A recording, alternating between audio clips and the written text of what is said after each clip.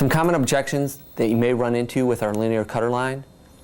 The biggest one is probably force to fire, and that sometimes can be changed with just a simple hand position change. I've been in many cases where the surgeon tries to fire the instrument with just the tips of their fingers. They'll feel a lot of force to fire if they try to do it like this. But if they switch over and use the heel of their hand, it'll make it a lot easier to fire the instrument. Another common objection closely related to this is the new sharper blade that our competitor's instrument has. The way to try to combat this is that our blade has a 440 stainless steel blade, and compared to a simple disposable blade that's in our competitor's product.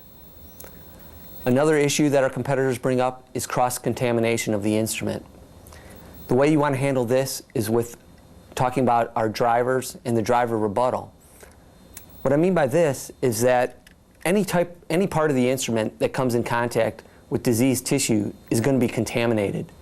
So the only way for them to not have cross-contamination within the instrument is to get a new instrument every time they fire it. Another issue you may run into is getting bleeding from the staple line. Remember that bleeding is dependent on tissue thickness, and that we have 3 cartridges that handle different tissue thicknesses within our line. We have the green for thick tissue, blue for regular, and white for vascular. So a way that you may be able to combat this is that if they ran into bleeding with a blue load, step them down to the white load and see if that doesn't help you out. Another common objection may be surgeons complaining about the tissue retaining button. The way you may want to handle this is that remember we have 1.5 staples past the cut line or past the tissue retaining button.